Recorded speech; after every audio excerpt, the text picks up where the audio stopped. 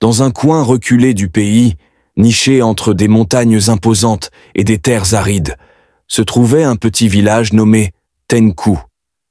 Les habitants de Tengku menaient une vie simple, se nourrissant des fruits de leur labeur agricole.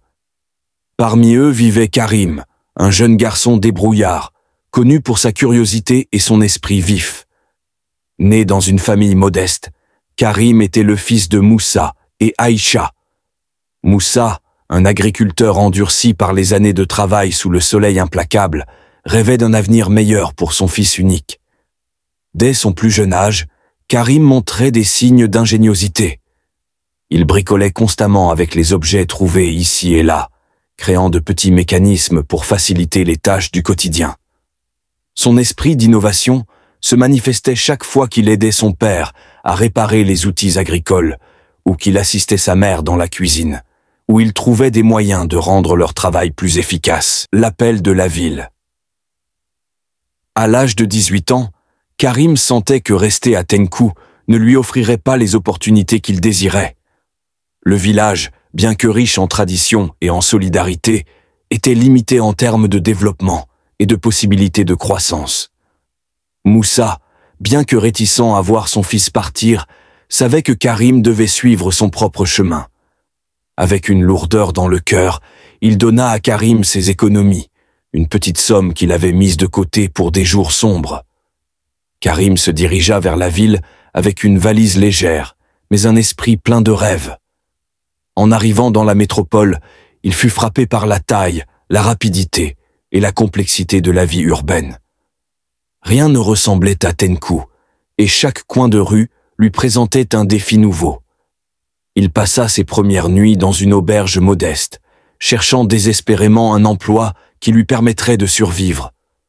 Après plusieurs jours de recherches infructueuses, Karim trouva un emploi de serveur dans une petite échoppe de thé.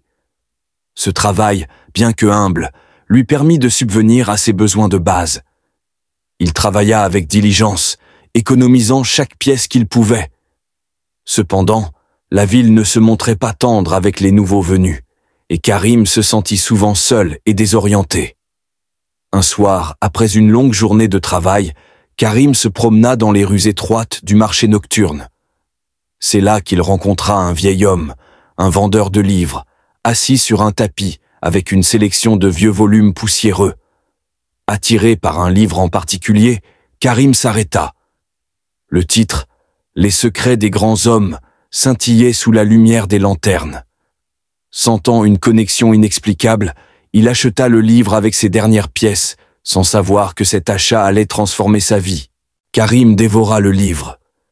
Chaque chapitre semblait parler directement à lui enseignant des leçons sur la persévérance, l'importance de l'éducation financière et la nécessité de se fixer des objectifs ambitieux. Inspiré par ces enseignements, Karim commença à voir les opportunités cachées autour de lui. Il quitta son emploi de serveur et se lança dans un petit commerce de réparation de téléphones portables, un secteur en pleine expansion dans la ville. Les débuts furent difficiles. Karim n'avait qu'un petit atelier situé dans un quartier excentré et la concurrence était rude.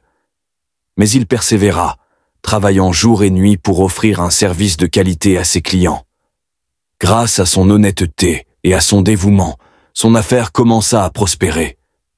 Les clients appréciaient son travail minutieux et son approche chaleureuse, et le bouche à oreille fit rapidement sa renommée. Expansion et diversification. Avec ses premiers gains, Karim réinvestit immédiatement dans son entreprise. Il ouvrit un deuxième atelier dans un quartier plus fréquenté, puis un troisième. Il engagea des apprentis pour l'aider, leur transmettant ses connaissances et son éthique de travail. En quelques années, Karim était à la tête d'une chaîne d'ateliers de réparation florissante. Mais Karim ne s'arrêta pas là. Observant le marché, il réalisa que la demande pour des téléphones de qualité à des prix abordables était croissante. Il commença à importer des téléphones portables reconditionnés, qu'il revendait à prix réduit. Cette diversification de ses activités augmenta encore son chiffre d'affaires. Bientôt, il se fit un nom parmi les entrepreneurs les plus prometteurs de la ville. Le retour aux sources. Karim n'oublia jamais ses racines. Malgré son succès, il resta profondément attaché à son village natal. Lorsqu'il retourna à Tengku après plusieurs années, il fut accueilli comme un héros. Avec les richesses qu'il avait accumulées, Karim investit dans l'amélioration des infrastructures du village. Il fit construire une école pour offrir une éducation de qualité aux enfants, un dispensaire pour améliorer les soins de santé et un système d'irrigation pour soutenir les agriculteurs. Karim créa également une coopérative agricole pour aider les fermiers à vendre leurs produits à des prix justes. Cette initiative transforma l'économie locale, permettant à de nombreuses familles de sortir de la pauvreté. Le village de Tengku, autrefois ignoré, devint un modèle de développement rural, la transmission du savoir. Riche et respecté, Karim réalisa que sa véritable mission était de partager les connaissances qu'il avait acquises. Il lança une fondation dédiée à l'éducation des jeunes entrepreneurs, offrant des formations, des microcrédits et des programmes de mentorat. Il voyait en chaque jeune qu'il aidait un reflet de lui-même, et il se consacra à les guider sur le chemin du succès. Karim continua à lire et à apprendre, convaincu que le savoir était la clé de la réussite. Il noua des relations avec des leaders d'opinion, des chefs d'entreprise et des académiciens, toujours avide d'enrichir son esprit et d'élargir son réseau. Malgré tout, il resta humble, conscient que sa richesse et son succès ne valèrent rien s'ils n'étaient pas partagés. L'héritage de Karim. À l'âge mûr, Karim regardait avec fierté tout ce qu'il avait accompli.